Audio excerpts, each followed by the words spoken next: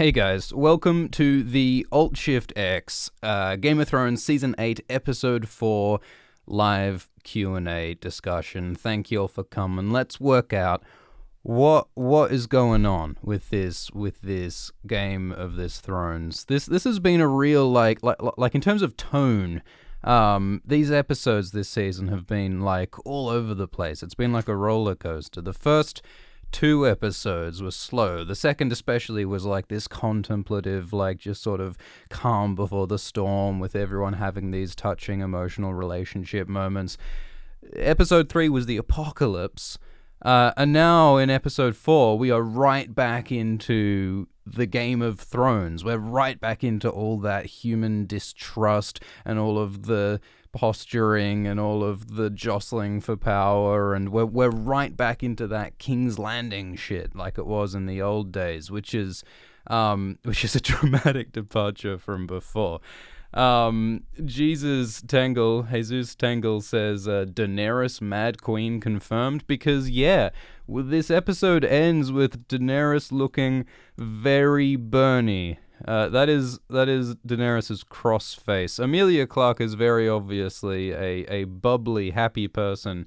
This is her playing Daenerys at her burniest, because Daenerys has just lost everyone. Like, the episode starts with Daenerys having lost Jorah. Sir Friendzone was the most loyal person who'd been with her since season 1. At the end, she loses Missandei, who was like her closest confidant.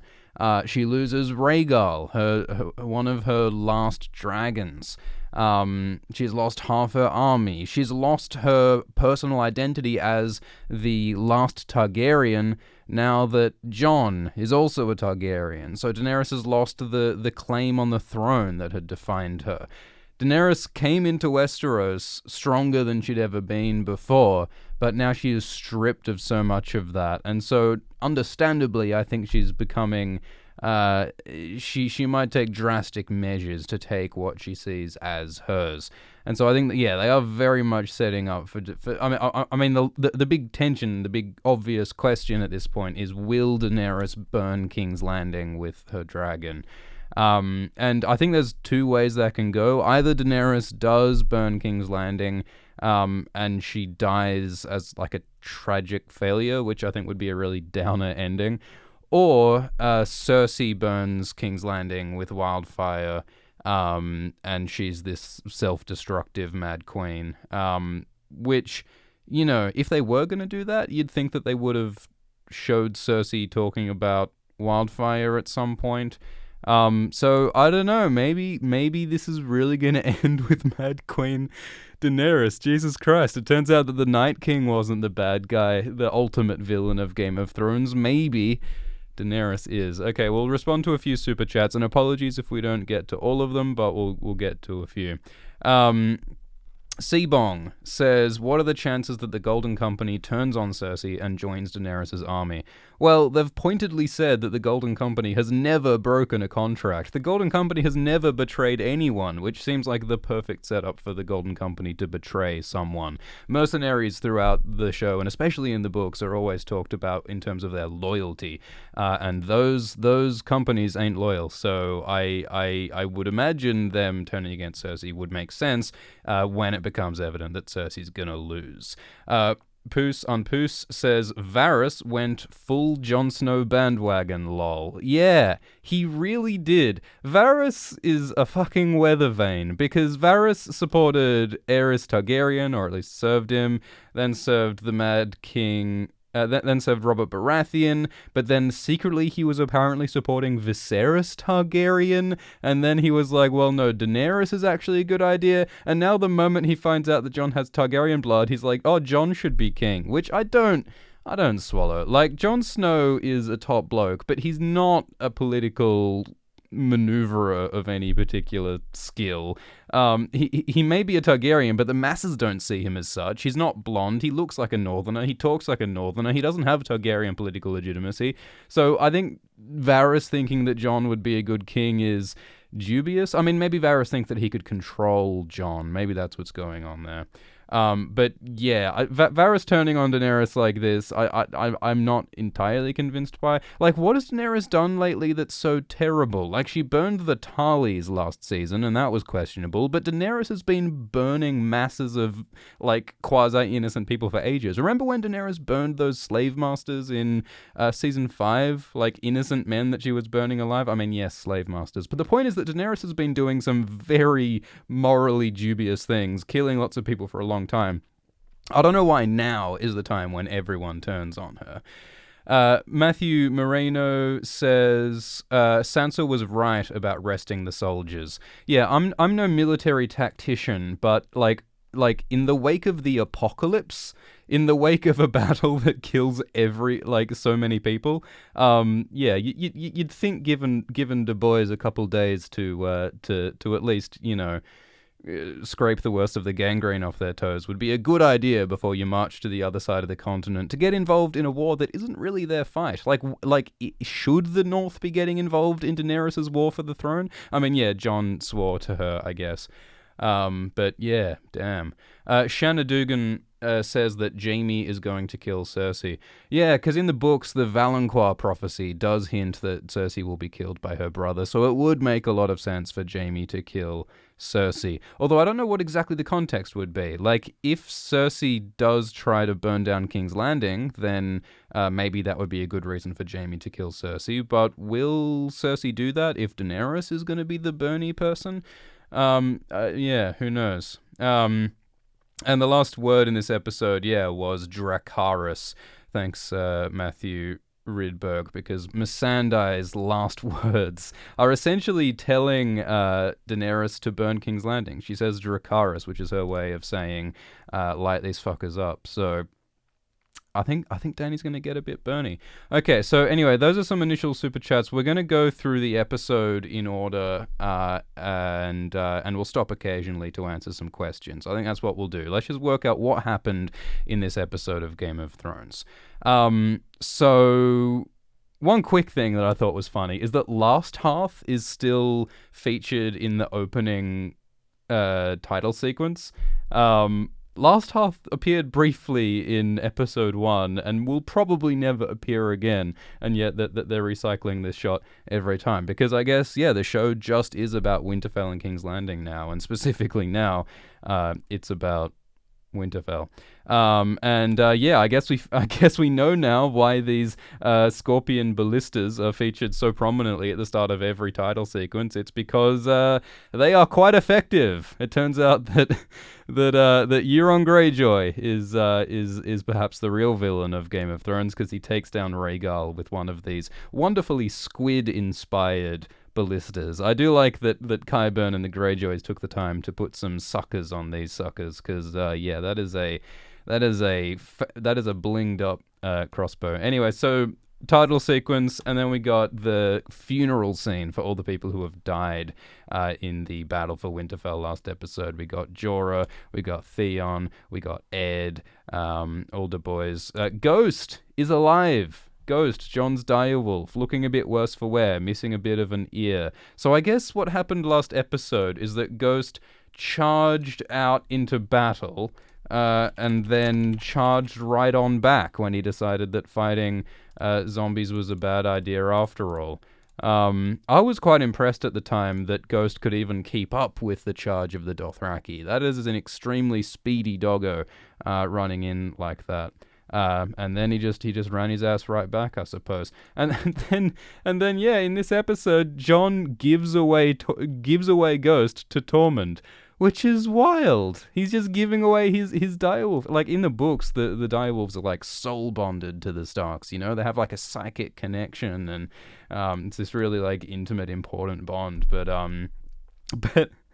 But Jon Snow just gives away his dog to Tormund. I'd almost prefer that Ghost would have died in the battle, but the show just seems to really not like having to film these dogs, and they're not emphasizing the magic connection, so we're just getting rid of Ghost, I suppose. So we got Sansa crying over Theon. I like how they emphasized the bond between Sansa and Theon, and I suppose they wanted to have someone crying over Theon, so Sansa was the right choice. Like, I still remember in season 5 when Sansa was very aggressive towards Theon, and it seemed a bit sudden to me how Sansa has suddenly started caring about Theon. But they did survive Ramsay together, and in the end, Theon gets this lovely Stark pin placed upon his Greyjoy Ironborn armor. So that alludes to the sort of dual identity that Theon got of being both a Stark and a Greyjoy, just like Jon Snow told him he could be. So that's lovely. Abner Osterio says that, surely Ghost deserves more than just a farewell like that. Yeah, I think Ghost at least should have gotten like a hug, or at least should have gotten like something more than just a see ya, papa. But yeah, the direwolves just aren't all that important in the show. Jason Rattray says that Jon gave away Ghost to symbolize that Jon isn't a Stark. Yeah, that's a really good point. So Jon has just found out that, he's a Targaryen, and I guess giving away Ghost is part of him rejecting his Winterfell identity to some extent, and maybe that could move him towards perhaps considering embracing the throne of Westeros. So yeah, maybe. Justin Hambell says, I always thought this would end with Bran being the Lord of Light, and Jon having to be the new Night King, helping seize the Iron Throne, just not to Daenerys. I still feel that Bran is a major player. Yeah, well, what is Bran's job at this point? Bran's arc was so tied to defeating the Night King. That's what Bran was training for all this time. And now he's just sitting here like a sort of a librarian, just like sort of an Encyclopedia Britannica who just sits here dropping miscellaneous factoids about historical wheelchairs. Did you catch that bit? I think it was, it was in this scene where Bran said that the wheelchair that he's living in is modeled after like King Daeron Targaryen the First's wheelchair from 200 years ago, and he's just like a fan of that historic. Like that is what Bran is using his magic for, apparently. Like Bran has not told anyone anything useful this season, but he is dropping some mad wheelchair facts. So I guess that's what his arc was for. I agree that Bran has to do something magical or significant in this season for his arc to draw to a satisfying close, I think. The Hump J Bear says, do you think this is the laziest season of GOT when it comes to writing? Too many convenient moments and scenes cut short. I mean, in the Battle of Winterfell, there certainly was a lot of like, and then this happened, without as much connective tissue as could be required. I've got a lot of questions about this conflict between like Daenerys and Jon and like people's faith in Daenerys as a leader, because like I don't know if Daenerys has done anything this season that warrants everyone losing faith in her, so I think it's too early to say whether writing is good or bad, and that's not really the job of Alt Shift X anyway, but We'll get into that for the video, I think. Thanks, Matt Stone. M1 says, theory, Arya said that she's not coming back to Winterfell after talking to the Hound. Do you think she might kill Dany when she goes berserk? If anyone kills Dany, it's Jon. Arya doesn't have a relationship with Daenerys, so I don't think Arya will kill Daenerys. But there's a lot of, it feels like a joke to even talk about the prophecy at this point, but there's a lot of hints in the lore of like Azor Ahai that the hero will kill his loving wife as like a sacrifice to save the world, and Jon and Daenerys very much sort of fit into those symbolic roles. So I think if anyone's going to like tragically put down Daenerys to prevent her from blowing everything up, Jon would be that person. But like, the reason why that kind of made sense was in the context of the White Walkers. Like that story of Azor Ahai killing Nissa, that's meant to be about saving the world from the White Walkers. If the White Walkers are already dead, then it would feel a lot bloody sadder if Daenerys was just killed because everyone decided that she was a poor monarch, But we'll have to see how things play out. Trickusian says, did Jaime leave because he was going to help Cersei or kill her? Yeah, that's a really good question. So one of the heart-wrenching moments of this episode was Jaime hooks up with Brienne, and then that night he leaves her, or maybe the next night, he leaves her and says, I've got to go and talk to Cersei. And Brienne begs Jaime to stay with her. But Jaime says, well, I love you and whatever, but I'm a fuckboy, and I pushed a kid out of a window, and I feel like my nature is unchanged. I'm still fundamentally a bad person, and therefore I need to confront my sister. Because, like, Cersei to Jaime represents all of his bad qualities. Cersei brings out the worst in Jaime. She brings out his arrogance and his hatefulness and his impetuousness. And so I think for Jaime to really become a good person, he needs to face his darker half, both literally and metaphorically, by facing Cersei. I think if Jaime kills Cersei, that will represent Jaime killing his own bad side, so to speak. So you asked the question, is Jaime going to help or hurt Cersei? I think it could go either way, because I think part of Jaime still loves Cersei. He doesn't want to love her, but he does. But at the same time, he hates her. So I think one way or another, he needs to confront her. And the likely way for that to end is probably for Jaime to kill Cersei. But maybe Jaime will Oh yeah, no, I think that's basically the only outcome. I don't think Jaime's gonna like join Cersei and say, you're great, and I'm gonna help you terrorize everyone. I think it has to end with Jaime killing Cersei. The question is whether Jaime survives. Will Jaime survive and return to Brienne, or will Jaime die in the arms of Cersei? Hellas Oyster says, get the word to Swift. We need to let him out of the closet on Tuesdays live. Tell him when the going gets weird, the weird turn pro. Well, I don't know who Alt Swift X is, but I do hear there is a channel of some infamy called Alt Swift X that's getting up to some shenanigans, and I'm sure there'll be some more uploads on that channel soon. Thank you, Hellas Oyster. So Unicorn Films says, what did Euron hear in the clouds above his ship? Sounded like a much younger dragon than Drogon. Don't know what you're talking about. I think there was... well, alright, so I think you're talking about the In the Next Episode segment where Euron appears to hear a dragon sound. I think that was just Drogon. Yeah. Thanks, Jonathan Reisman. Dr. Biddle says, Arya didn't have a relationship with the Night King either. That didn't stop D&D with him. Probably won't stop Dany. I think one of the reasons why the death of the Night King felt jarring and weird was the fact that Arya did it, given that Arya just found out what White Walkers are a couple of episodes ago. But Arya's not going to kill Daenerys. Like they wouldn't give Arya the death of the Night King and the death of Daenerys in one season. Like I expect that's probably, like, in terms of at least killing people, killing the Night King was probably, Arya's big moment this season. All right, let's talk some more about other moments in the episode before we answer some more super chats. And again, sorry if we don't answer all of them. So we have this funeral moment, and Jon gives a speech about honoring the dead.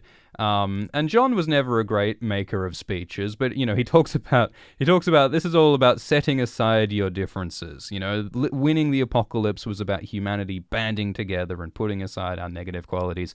But like barely has Ed caught fire than everyone returns immediately to their differences and their human conflict, which again is one of the weird things about the death of the White Walkers last season. Like, it seems so weird that the point of the White Walkers was to unite everyone, but just as soon as that's happened and the White Walkers are dead, everyone splits off into competing factions again. So like that unity didn't last very long, did it? It doesn't feel as meaningful when it just immediately dissipates. And I wonder if that will happen in the books, or if the books will be different. So everyone sits sadly around, and I love this shot of all these like stacked pyres of the dead. Like, just the scale of this, I think is really good in capturing just like, wow, look how many people have died. And of course, I think even this is like, realistically there'd be a lot more than this. There's only a few bodies on each one, but yeah, the point is that I think this shot does a good job of capturing the scale of death that's been suffered in this White Walker apocalypse. So Jon also talks about memory. which is interesting. This season, they're really emphasizing this idea of, Bran has the world's history and memory in his head, and, people are kept alive in memory. And, I think that's relevant in, like, a meta sense to Game of Thrones generally. Like, Game of Thrones is an 8-season-long series, and we as viewers need a lot of memory in order to appreciate it. So they're sort of reminding us of what's happened in the past of this TV show at the same time that they're talking, in universe about the dead. So we have, Jon gets quite emotional and he evokes the Night's Watch here. And it's very appropriate that Jon uses the Night's Watch words to honor these dead, because in a way they all died as Night's Watchmen, doing what the Watch was meant to do, defending the living from the dead. We even have a shot of Kono here. R.I.P. Kono, man, the one named Dothraki after they were all wiped out. Except apparently they weren't all wiped out.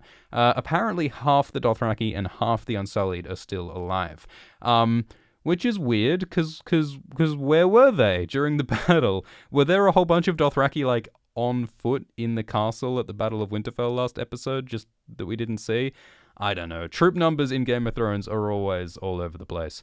We also have Beric Dondarrion dead here. Wouldn't it be funny if he just came back alive, like if he just resurrected for a 7th time? But anyway, Daenerys is the most distraught of anyone here because her power, as well as her friends, are being taken from her. We then have this lovely feast scene where, like, everyone's just hanging out and having a good time. This sort of feels to me what, like, a possible, like, ending of the series might feel like. I mean, it's probably too happy, but everyone's just having a great time and getting drunk, which you should after the world ends, and everyone gets drunk and gets their fuck on and has a good time, and Gendry becomes the Lord of Storm's End. There was a lot of foreshadowing, well, a lot of speculation. Yeah, not foreshadowing, but a lot of people speculated that Gendry might become the Lord of Storm's End, because Gendry is the son of Lord Robert Baratheon, King Robert Baratheon, and the Baratheon seat is Storm's End. I mean, one of the sort of issues is that we've never seen Storm's End in the TV show, which is a downer because it's cool. Look how cool it is. Here's a picture of Storm's End. Here's another picture of Storm's End. It's kind of important. It's like the capital of the Stormlands, one of the 7 kingdoms. So it's cool that we're actually, like, acknowledging Storm's End. I'm glad. And we also had some references this episode to, like, the new Lord of Dawn is around. So they're sort of reminding us that, remember that Westeros is like a medieval feudal society where there's, like, lords and there's a hierarchy and there's kingdoms. Remember that, because that's becoming relevant again now that we're returning to the Game of Thrones. So I'm glad they haven't forgotten that there are lords and kingdoms and such. Thank you, Ashley Campbell. Hobbit fan says, as disappointing as the Night King storyline was, that was a good episode. There are some interesting plot lines. Do you think Tyrion tells Dany about Varys' treachery? Well, I think Varys kind of told Daenerys himself of what the score was. Because remember when last season Varys was talking to Daenerys about his loyalty, and he was saying that I'm loyal to the realm and nothing else. I'm not necessarily loyal to you, Daenerys. I'm just going to support whoever I think is the best ruler. And then Daenerys said, well, all right, promise me that you will just tell me honestly if ever you're losing faith in me. And Daenerys also promised that she would burn Varys alive if he betrayed her. And in this episode, Varys refers back to that conversation. This is a mistake. He says, he tells Daenerys directly and honestly, I think you're messing up, I'm losing faith in you. And that really tees up Daenerys burning Varys for betrayal. I think that is a very real possibility. And that could be another catalyst for people to lose faith in Daenerys. So, yeah, I don't think Tyrion needs to tell Daenerys, hey, look, Varys is losing faith in you. I think Varys himself made that quite clear. The Greek Brit says, next episode is directed by Sapochnik, same as the last episode. Assuming the last episode is a post-mortem/epilogue, how do you see the series wrapping up next episode? Well, they're telegraphing very hard that Daenerys is going to burn King's Landing, and that would be a downer. Jon could then become king, but I think that's unlikely because he doesn't want to be king. I always liked the idea of Jon becoming like a White Walker person and sacrificing himself to save the world from the White Walkers, but that doesn't seem likely anymore. So maybe Jon will become king after Daenerys burns King's Landing and herself up. Because I think if Daenerys does go full Mad Queen, I don't think she can survive. I think Daenerys has to die as a tragic hero. And I think that was always her fate. Daenerys was never going to end on the Iron Throne that she wanted all this time. I liked the idea of Daenerys sacrificing herself to save the realm, thus proving herself worthy without actually getting what she wanted. I thought that would have been a poetic end if Daenerys chose to abdicate the throne for the good of the realm. And maybe there's still time for her to do that, but I'm not sure what that looks like. Like it's not like Daenerys is going to walk away and leave Cersei on the throne. But I think Cersei will die. I think Arya will sail off. I think Tyrion's a difficult one. Tyrion seems set to betray Daenerys because everyone's turning against Daenerys at the moment. But I'd just like to see Tyrion get his vineyard. Kevin Royalson says, Jaime kills the Mad King for saying burn them all. Maybe it's his brother's turn to do it when Dany goes crazy. Yeah, well, I mean, the thing is, though, that Tyrion is showing more faith in Daenerys than just about anyone at the moment. Like, everyone else is questioning Daenerys as a ruler, and Tyrion is the one saying, I believe in her, I believe in her. And partly that seems to be motivated out of, like, romantic love to some extent. Peter Dinklage has said that Tyrion is in love with Daenerys in some way, and that seems to be part of what his loyalty is. And I think importantly, Daenerys is one of the only people who has shown Tyrion trust and loyalty and appreciation in a long, long time. So maybe Tyrion won't turn on Daenerys, just given how strong his bond with her is. The Road Rage 92 says, at this point, how does Bran's story end? Yeah, Bran is an enigma wrapped in a pickle, ensconced in a riddle at the moment. Because his destiny seemed tied to the White Walkers. Now the White Walkers are gone, so what's his job? Is he just going to be sitting here being Wikipedia for the rest of his life? He doesn't seem to be playing an active role in anything. I don't know. I mean, one possible end for Bran would be, merging with the Weirwoods and becoming a three-eyed raven person like the previous three-eyed raven. Bran was told that he wouldn't become an old man in a tree. So I don't know what's going to happen with Bran. Alternate History Hub says, this feels like the ending George R. R. Martin was really going to write, at least with Dany. Problem is, D&D suck with execution and are rushing what could have been a natural turn to madness. Yeah, well, it is fast. It is that. Having only 6 episodes in the final season is a bold choice. But sometimes it doesn't feel fast, does it? Because the first 2 episodes were extremely slow. So I don't know, maybe compressed is the right word or something. Or they're just taking out a lot of the sort of complicated in-between steps, and they're just sort of, it feels like they're just cutting to the big moments, and cutting out any of the intermediary conflicts. That kind of is what it feels like to me. Carter says, how did Euron know Dany would even be there? How do you fail so badly at scouting again when you have dragons? Well, yeah, I think the dragons were the scouts. Like, I mean, the dragons are going to be seen first if the dragons are flying ahead. That's not crazy to me. But you would think that Daenerys and co. would have learned to be wary of Euron ambushes, given what happened last season when they were ambushed by Euron. So, yeah, Euron does seem a bit fucking OP. Which is all the more sort of frustrating given how, like, ridiculous he is as a character. Like, anyone who talks that much about bumholes being so just unstoppable in the field is kind of galling. Maxio says, Clegane Bowl 100% confirmed, all men must hype. Yeah, so we had that lovely moment of the Hound and Arya riding south, and the Hound mentions that he has some unfinished business, and Arya says she does too, because of course the Hound wants to kill his brother the Mountain, which has been hyped up as the biggest, like, fan fan speculation about him killing his brother. And Arya says she has some unfinished business too. So she could be referring to also wanting to kill the Mountain, or Arya could be referring to wanting to kill Cersei. And my sort of headcanon, what I'd love to see is Arya trying to kill Cersei, but then deciding at the last minute not to kill Cersei. And therefore Arya showing mercy.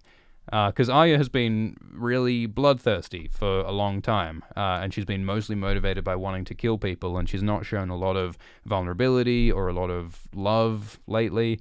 So I think it would be really cool if Arya showed a bit of humanity and didn't kill Cersei, and that sort of represented her stepping away a little bit from the whole murder thing. It was also cool seeing Arya in this mourning scene at the big funeral thing. Arya actually looked sad. I think this is the first time Arya's looked properly sad in a long time. So yeah, I mean, maybe it's sort of already happened. Maybe we are seeing Arya as a more sort of humanized character after the shit that she's been through. Thank you, Darlene Wakefield. Scooch9 says, why didn't Dany kill the fleet after being ambushed? So yeah, after Euron shot down Rhaegal, Daenerys did try to attack Euron.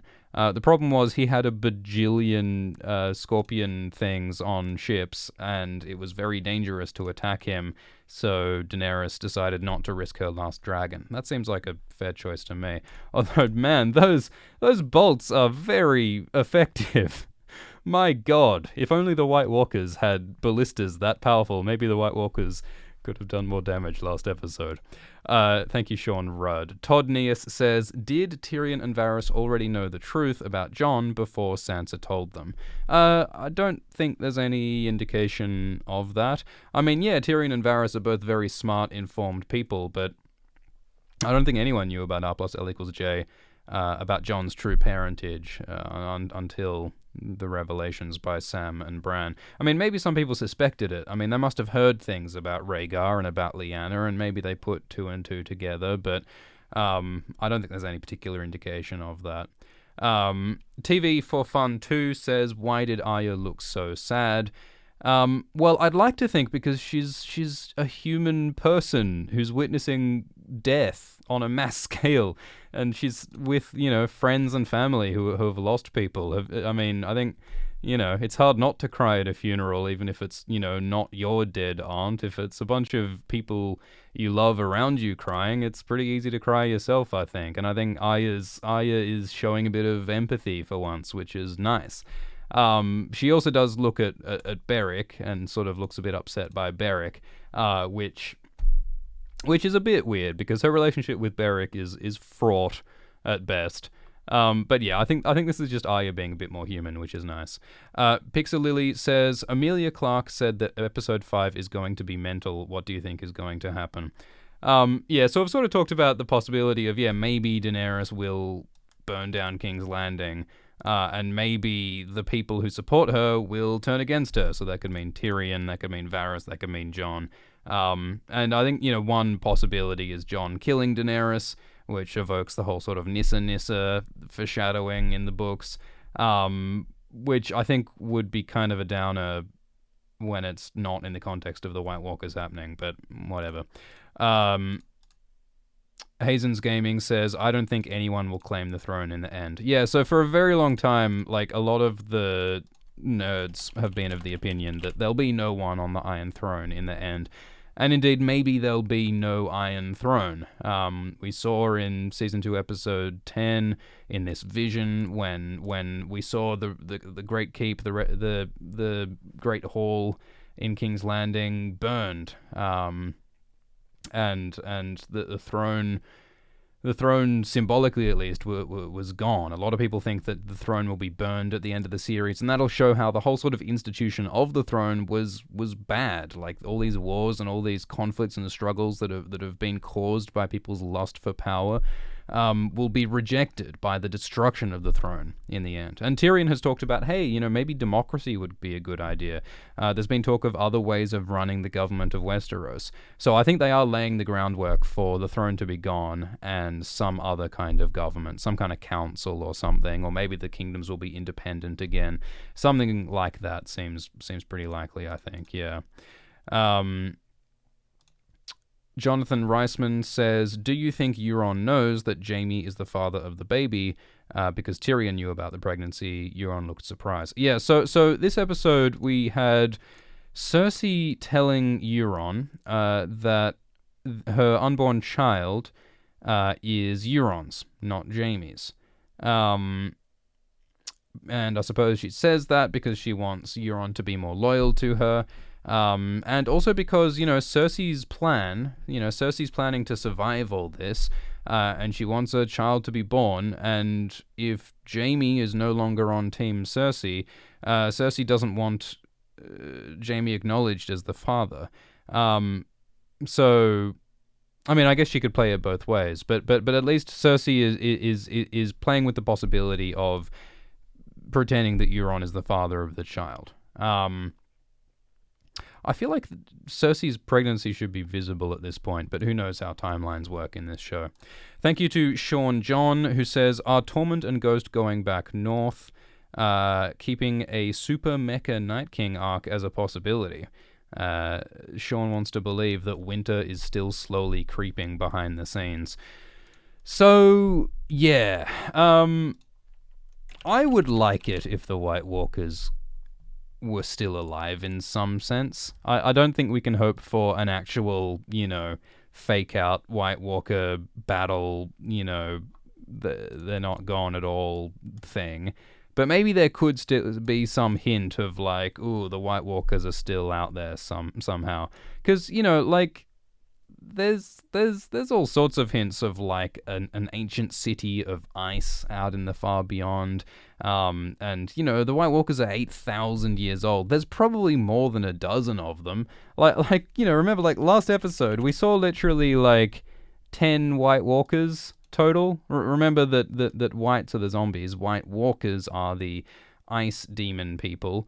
And yeah, we literally only saw 10 White Walkers. I'm trying to pull up the image. Yeah, here.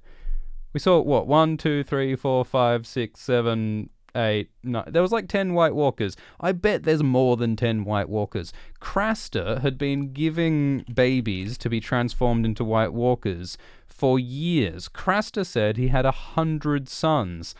If any proportion of those were given to the White Walkers, there should be heaps of them. Where are these White Walker babies? Were these White Walker babies, did they get transformed into full adult-sized White Walkers immediately? Or do they have to keep them growing up in the little toddler White Walker baby creche?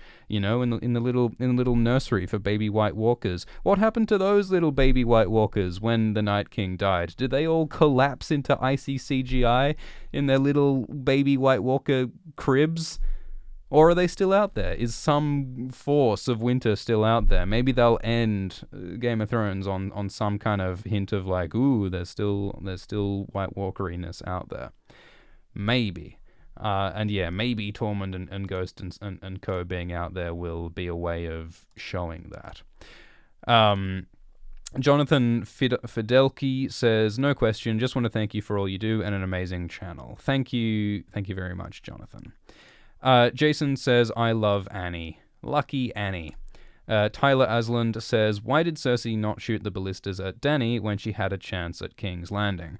Yeah, so, I mean, I guess there's this concept in these sort of, medieval wartime situations of, honor and, not shooting the messenger and respecting parley, as they call it. I think Cersei, of all people, doesn't give a fuck about such things. I agree. Cersei standing here with all her enemies arrayed in front of her, I think it would be a very Cersei move to just shoot them all down. Cersei's the sort of person who would, invite the Pope and a bunch of her family and all the lords of Westeros into a church and then blow them up. That is the sort of shit that Cersei Lannister does. Let's just appreciate that for a moment. Cersei blew up the Sept of Baelor with her own uncle and cousin inside, as well as hundreds of innocent people. She doesn't give a fuck. So, if she's willing to do that, I don't see why she wouldn't be willing to, shoot down the Targaryens. But hey, then they wouldn't have got to have this dramatic scene. So, I'm not mad. Schwab Studios says the saddest part is that Missandei died in chains.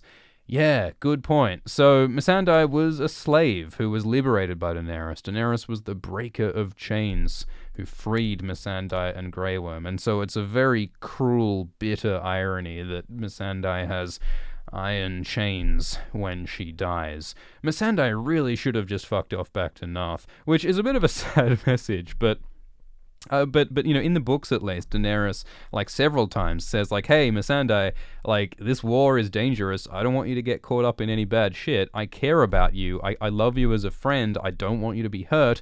Like, let me take you back to Narth to safety. Like, if you choose, like, I fully support you going home to safety. And Missandei says, no, I'm loyal to you. I'm with you, bae, Khaleesi's bae. Let's do it.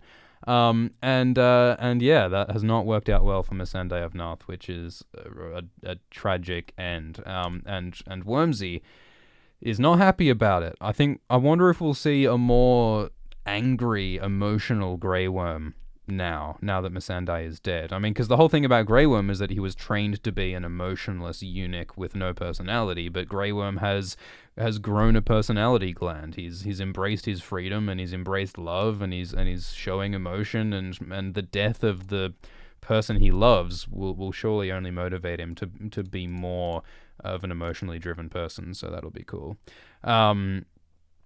I'm a Guy I Don't Lie says, I think Drogon will come from underwater to destroy the fleet instead of from the sky. Well, dragons don't have gills, as far as we know. So, hey, maybe we'll get some sort of aquatic lizard action. I would like to see that. Have you ever seen those lizards that swim in water, who do like the snaky, sidey-waysy, windy, swimmy technique? This is not Tierzu, but there's some cool lizard moves that can be pulled in water. Milosevic24 says, Sansa betrayed Dany. Royce and her have been conspiring all season, writing letters. Definitely informed Cersei so that Dany would not be queen. I need to know what she's planning, because she's planning something. Yeah, so Sansa does not like Daenerys, and she doesn't want the North to be beholden to Daenerys.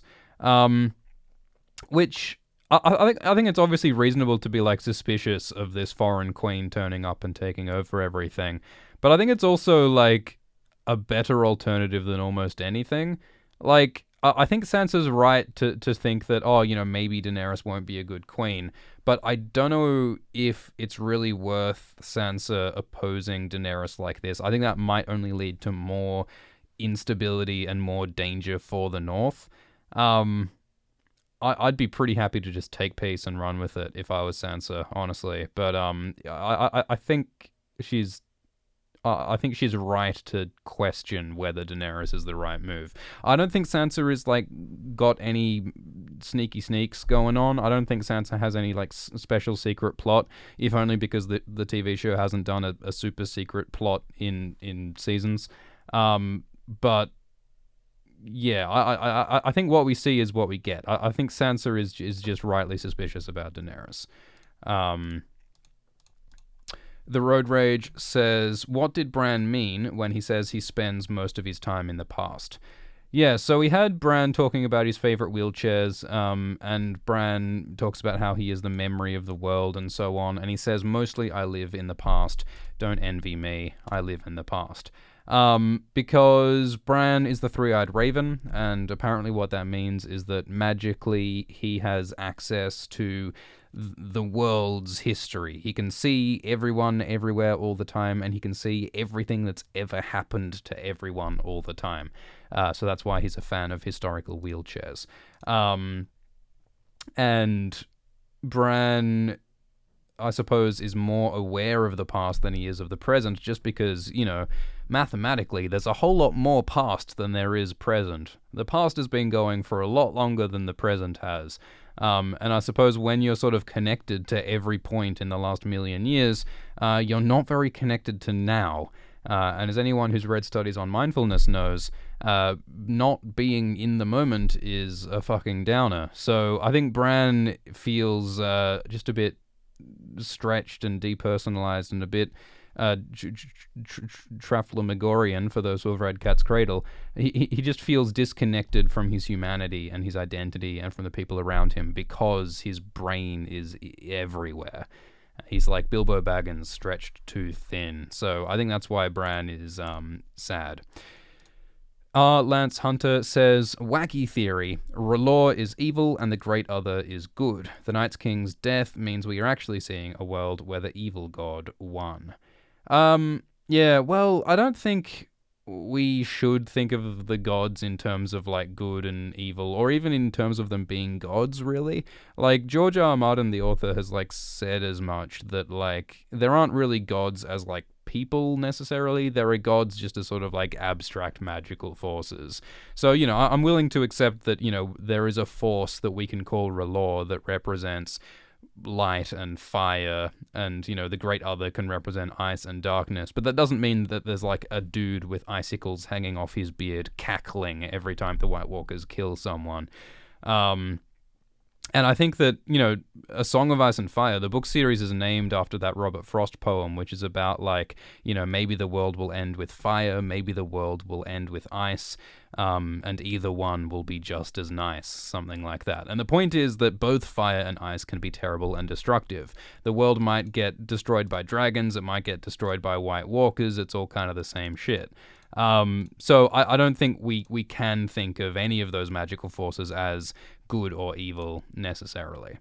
Scooch9 says, thanks for all the info on GOT, love the channel. Last thing, when Bran said your choice to Jon, it gave me chills. Yeah, so that's interesting, isn't it? Because I think for, like, last episode in particular, Bran seemed to know what was going to happen, and he was just content to let destiny just play its course. Whereas this time, he evokes the idea of choice. Which sort of implies that there's not just one way that this can go down. There's lots of different ways, and it's up to Jon to decide what he wants to do, whether or not he should tell Arya and Sansa about his true parentage. I do feel a bit like all of this destiny stuff has kind of come out of nowhere. Like, this season, they have talked, and this episode specifically, they've talked about destiny, explicitly using the word destiny several times, which I don't think they've ever done before. I suppose it's, you know, that because they've been doing all this sort of fantasy stuff lately, and because this is the culmination of a lot of arcs, I guess that's why they're talking about destiny. But like, I don't want to jump on like the hate bandwagon, but I think like appealing to the idea of destiny can be kind of a lazy way of telling a story. Like, just saying that, oh, this is happening because this is how it has to happen because magic and God said so. Like, I think destiny as a concept is like not that exciting to watch necessarily. But, you know, I guess they're also contrasting the idea of destiny with the idea of choice and agency and individuals, you know, having a real impact. So yeah, it's just interesting that all of this is coming up sort of all of a sudden. Game of Thrones never really talked all that much about destiny versus free will before. I suppose it could be a welcome addition to the sort of themes of the show, but it's curious. Alternate History Hub says, Daenerys is concerned over a rival to the throne, but by making Gendry a real Baratheon, didn't she accidentally just make a new rival? Yeah, that is a really good point. So Daenerys makes Gendry Lord of Storm's End, and sort of the reason why she does this is to win an ally. She's made Gendry powerful, and she's made Gendry powerful at her whim, by her decision, which makes Gendry sort of owe Daenerys one, or at least, you know, makes Gendry loyal to Daenerys, she hopes.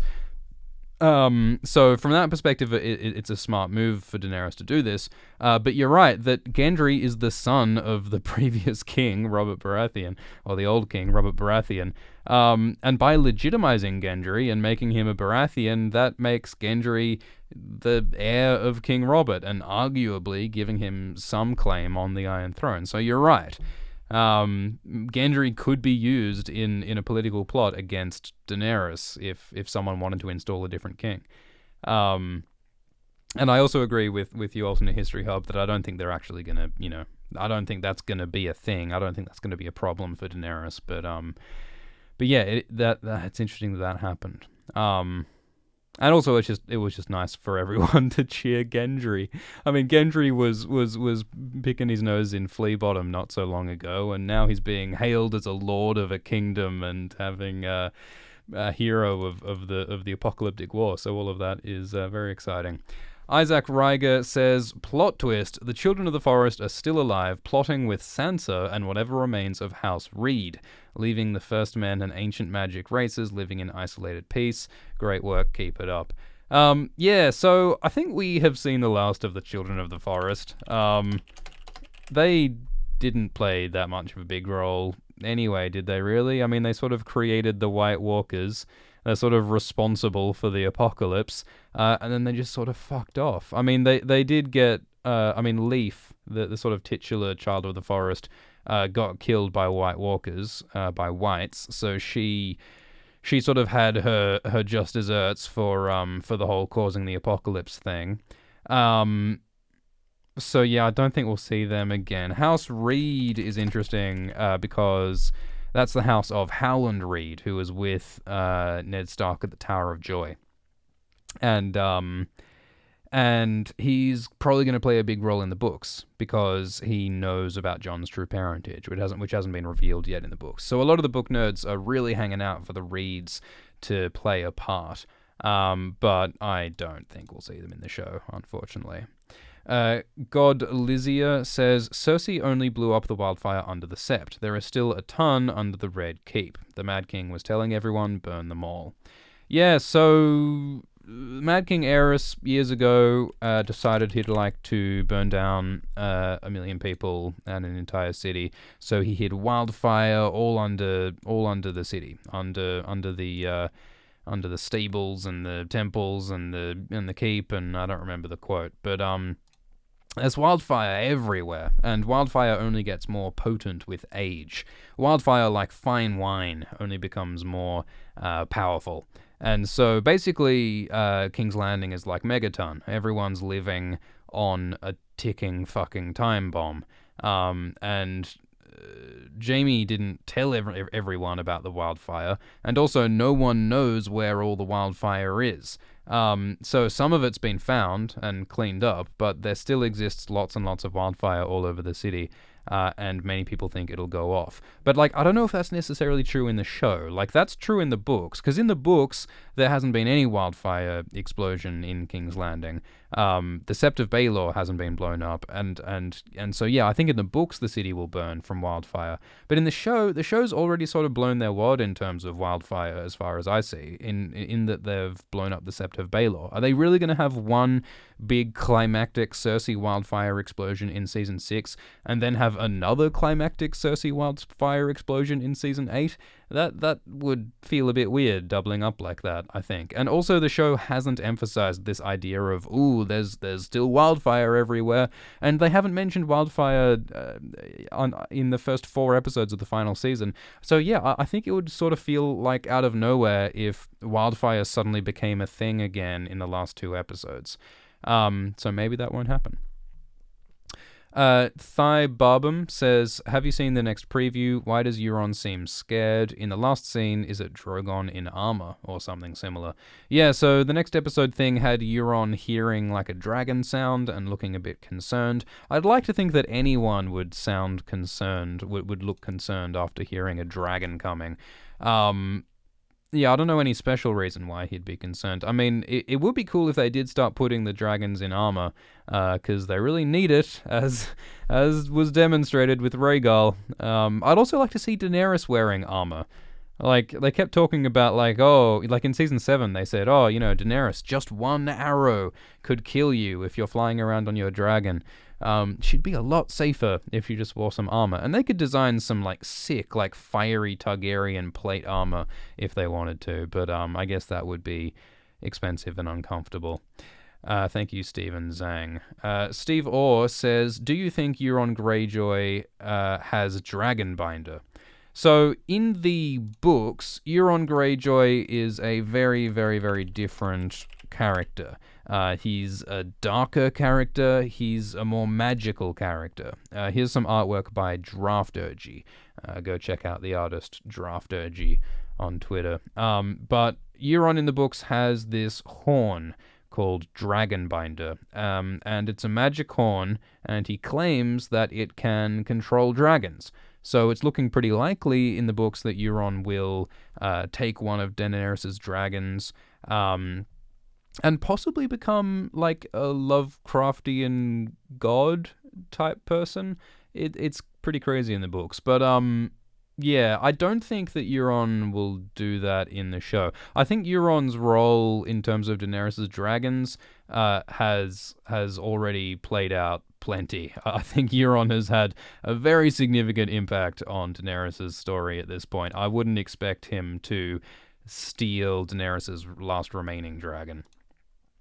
Ron Jimenez says, do you think Rhaegal will return somehow? Don't know why else Euron would be shook by dragon.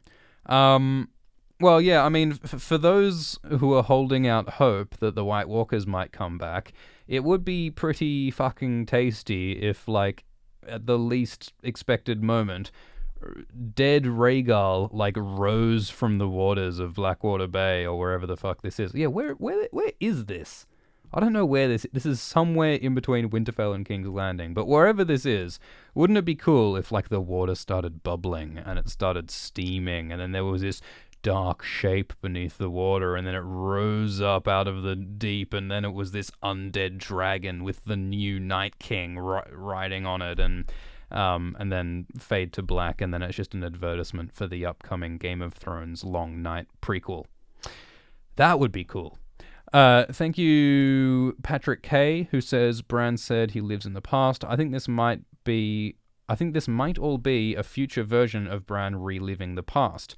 Episode 6 is an epilogue of the future with Aftermath. So are you saying that, like, all of Game of Thrones is one of Bran's visions? That's a bit Inception. Are we going to end with, like, Bran spinning a top to see whether Game of Thrones is real or not? Derek Bushman says, Jaime rides south, Arya strips his face but dies while killing the Mountain, leaving Flemont Brax to save the day with 1 meter of unicorn antler to Cersei's chest. A 1 meter long unicorn antler is, man, that is powerful. Flemont Brax is a character from the Game of Thrones books who is very exciting because he's got a unicorn horn helmet, and I would like to see him come and save the day. Thank you, Joaquin, and thank you, Quinn. All right, let's go through some more scenes step by step. And by the way, I'll remind you all that Patreon supporters can watch these live streams after broadcast, so anyone can watch, like, now while it's live, and Patreon supporters can watch later. And of course, we're doing the weekly explained videos each week. That's the plan. Okay, so more scenes. So we had this lovely, happy celebration scene where everyone's hanging out. I think we saw more smiles in this scene than we've seen in, like, any other recent season. So that was lovely, having everyone together. I thought this was a really nice, well-earned, happy time. Of course, not an entirely happy time, because Daenerys is extremely triggered about how happy everyone is and about how she doesn't have all the power anymore. And yeah, so Gendry is raised up to lordship, and we have, what else happens? Davos talks about how the Night King just fucked off. He brought an apocalypse and then he left, which seems a bit meta to me. Yeah, and we have this interesting conversation. I don't remember the exact wording, but, like, I think Davos was asking like what was the point of the White Walkers, and then Davos was sort of like, oh, I don't think thinking about the White Walkers is going to make us happy, which to me felt like a meta message to the viewers of, like, saying, wow, that White Walker thing sure was weird. I wouldn't think about twists and lore because that's not going to make you happy. I get the sense that in some subtle way this is kind of the show telling us that we probably shouldn't obsess over the White Walkers so much. I don't think that is what the show is in. Oh, the Lord of Light. You're right. Thank you, Superflax. Yeah, they were talking about the Lord of Light. in this scene. But my point I think is still the same. Like, they're talking about like the mystical, magical forces in Game of Thrones, and they're just talking about how sort of inexplicable it is. And they ultimately conclude, well, I don't think thinking about these mysteries and this magic is going to make you happy, so don't. So I think they're really just sort of saying, don't overthink the magic and lore, because that's not what Game of Thrones Season 8 is about. Arxevius says, you talk like a teacher. Thanks. Everett Aunt says, do you think somehow Bran will warg into something, causing the Mad King to start repeating burn them all, like Jaime told Brienne in Season 4?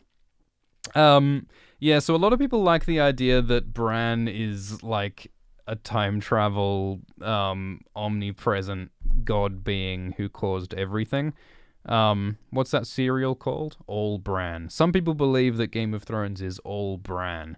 Like there are lots of historical Bran the Builders, or Brandon Starks, who have done different things, and some of these time travel theories suggest that Bran is all of those people, and maybe Bran communicated with the Mad King through his visions and caused the Mad King to go mad and caused the Mad King to burn everything and stuff.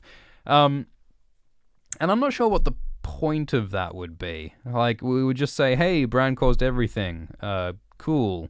Like, what would that mean for the story? I mean, it could mean for Bran's character that, like, you know, hey, Bran, you should probably wield your power more carefully and more responsibly. Like, maybe that would be a moment of telling Bran to just sort of cool it on the fuggling with the universe thing. But they've sort of already done that, haven't they? Like, Season 6, Episode 5 had Bran, like, messing with the brain and the identity of his friend Hodor.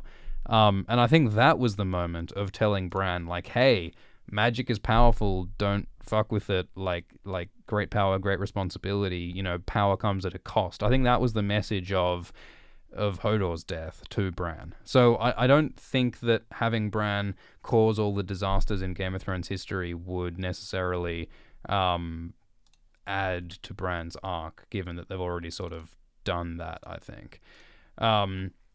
Dave WBK says, this season feels very rushed, poorly written or edited. Character development and interaction feels off. This should have been a full season at minimum. It would have been nice to see more than 6 episodes, I agree. They spent a lot of time on character development and interaction in episode 2. I think they are doing a lot of work to set up the pieces and the relationships and explore motivations. I don't know if rush is the right word. I agree that things feel off. And I think partly for the book nerds, part of the reason why things feel off is that we are so far off the books now. Like, we are so far beyond what the books are up to in the story, and the differences between the books and the show have just increased and increased and increased. And I think that's part of why it feels off, and partly it's because of like a failure of the show to be good in some ways, but in other ways it's just unfamiliarity because the show has diverged from the books. So I think as book readers, it's really hard to be like objective about whether the show is succeeding or not. But yeah, again, that it's not really Old Shift X's job to say if things are good or not. Equals 85 says, is it just me or did the CGI seem poorly done this episode? Well, there wasn't a lot of CGI. I suppose you're talking about the Dagrons. They looked the same as they usually are to me, I think. That looks pretty gnarly. I'm convinced. Yeah, I don't know about the CGI. Occam's Ox says, how about Dany raises Gendry to nobility status, but she left Jon a Snow, and nobody seems to notice or suggest Jon be legitimized. Yeah, well, Jon Snow was raised to being King of the North, and no one seemed to care then that he was a bastard, and bastards aren't meant to inherit in front of all of their true-born siblings.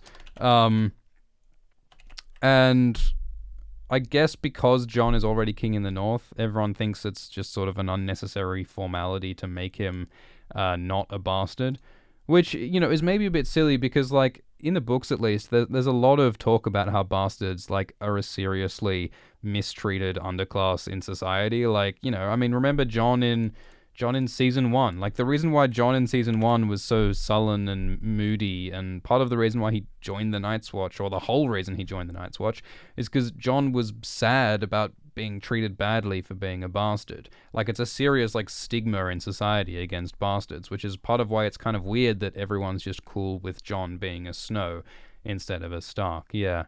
But I guess, they just don't want to complicate things. Like, if Jon was Jon Snow, then Jon Stark, then Aegon Starkarian, it would get confusing with that many names, I think.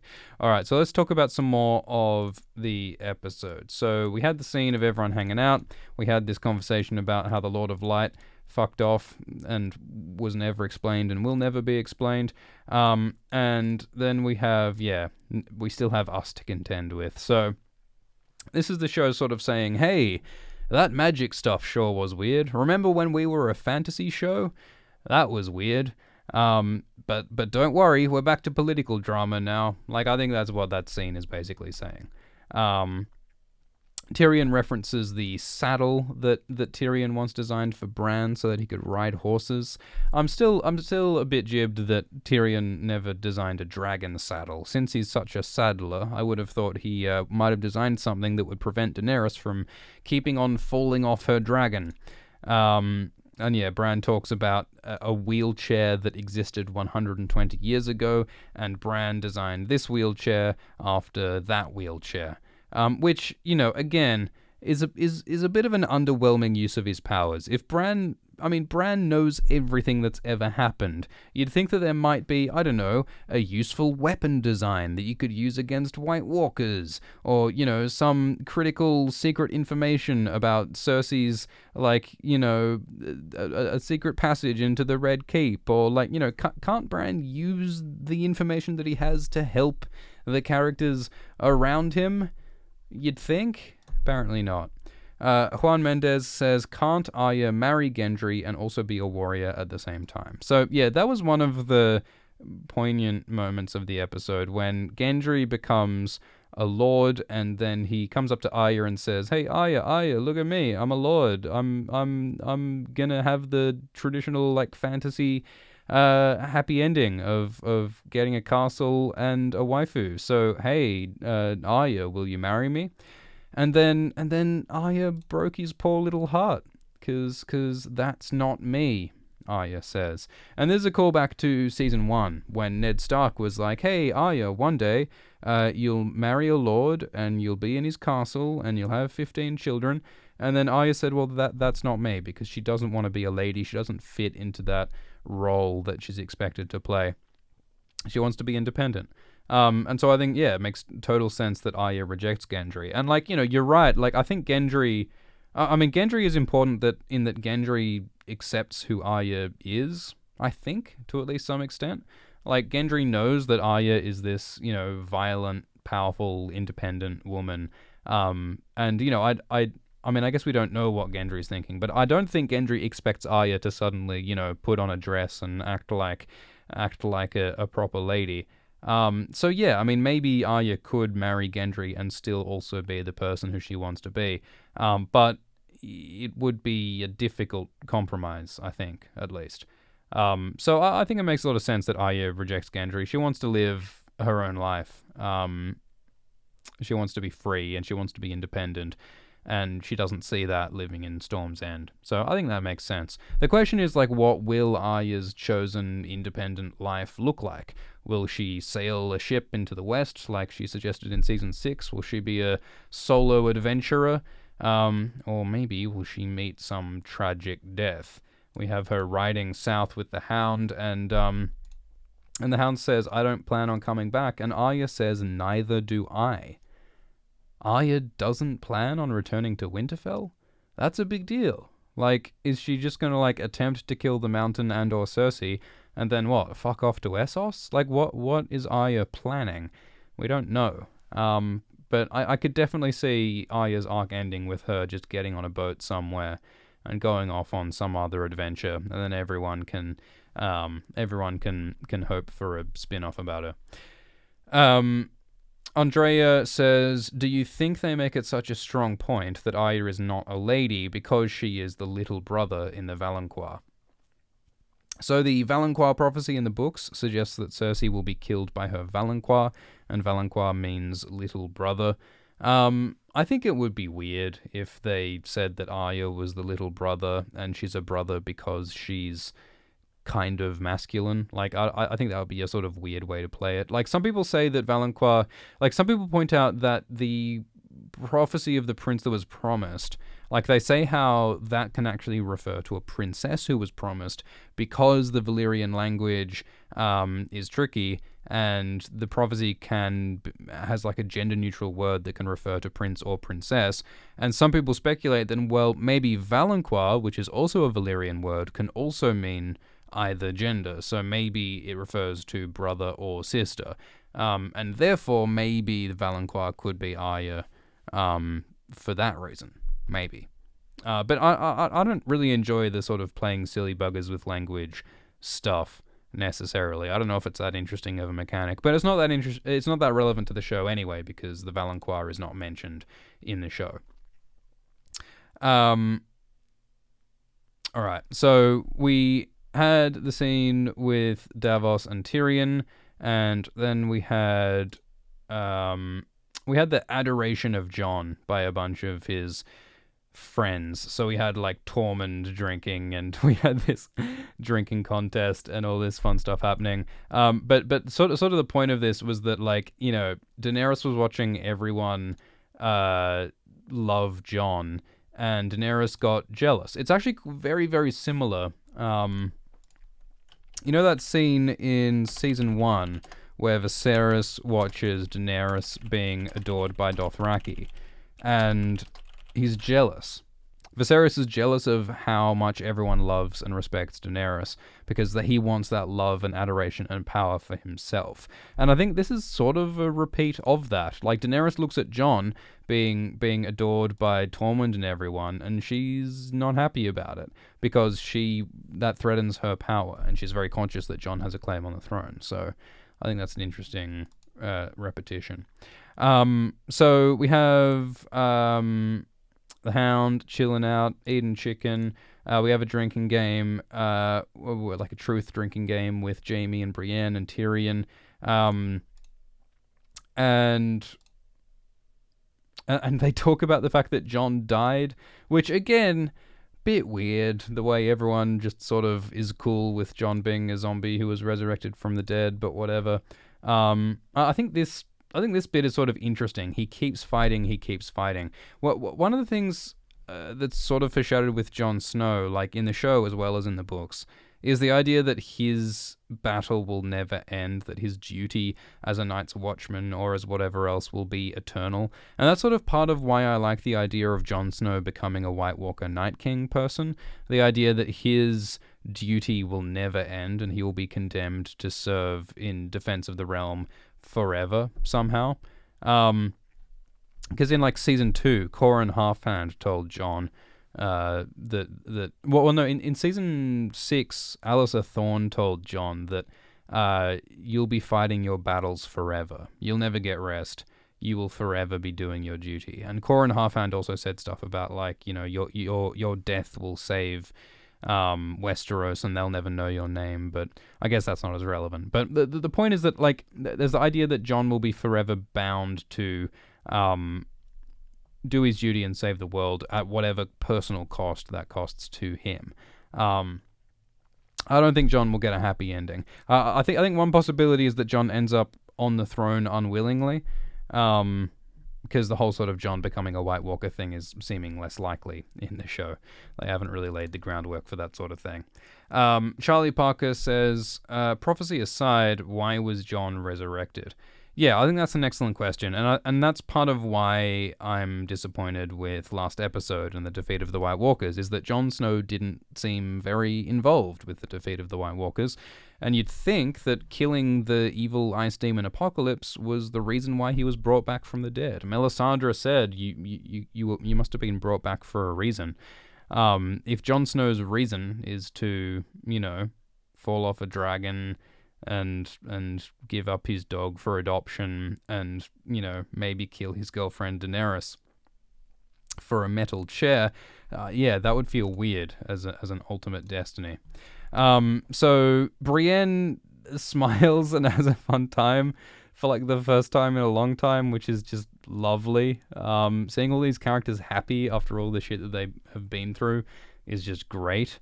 But then Brienne gets all embarrassed when Tyrion identifies that she's a virgin, so she says, "I have to piss," and she leaves. And then Tormund wants to go after her, but then Jaime stops him. And Tormund just sort of lets Jaime go off with his woman, which is rather gentlemanly of him. Like, we've all sort of forgotten that. Remember the wildling culture? They have some quite specific like courting rituals, which are really quite similar to rape, like the way that it's described. Like wildling men steal women and like physically carry them off into the night, which is not a comfortable thing. And Tormund seems to have forgotten that particular cultural practice. He's a lot more ethical about it. So I feel like they've sort of ignored like the cultural differences between different groups in this season.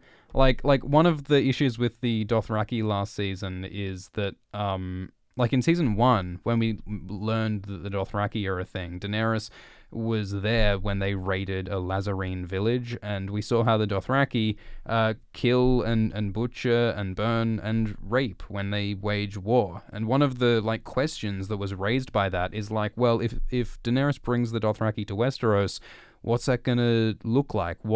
How's that gonna affect the Westerosi people if the Dothraki continue this kind of warfare in Daenerys' homeland? But they never really addressed that problem. And similarly, the wildlings, they have a culture of raiding and burning and doing all this shit. They don't farm. They don't do all this stuff. So there are a lot of like complicated, like difficult issues that they could have tried to address, but yeah, they haven't. And I can understand why. They've only got 6 episodes. But Tormund finds another biddy, so it's all good, and so does Podrick. I guess Podrick's reputation has gotten around. I think in like season 4, like after Podrick has his tangle with those prostitutes, some women sort of titter as Podrick goes by. So it's sort of implied that Podrick's reputation as the Rod has spread around, and so he's making the most of it, as he should.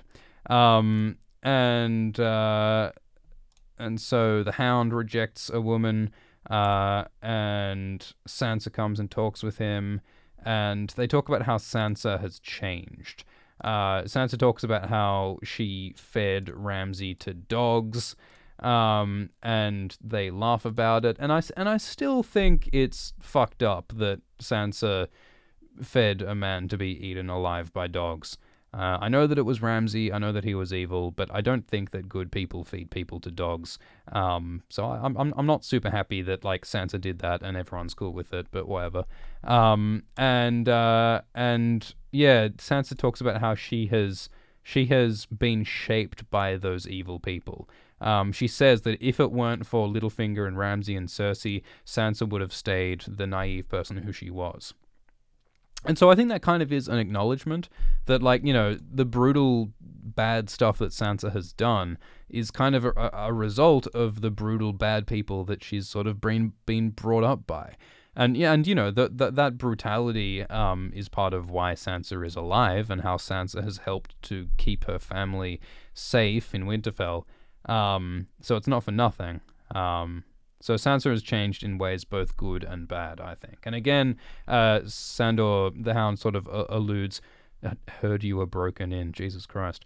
The Hound sort of alludes to the fact that there's one thing that will make him happy, and that's killing his brother, the Mountain. Daniel Kim says, Podrick drinks when Tyrion asks the virgin question. Yeah, wait, so does that mean that Podrick... Because we know Podrick's not a virgin. Wait, did that just reveal the whole Podrick thing? Because in that drinking game that they were playing, it was drink when someone says something true about you, right?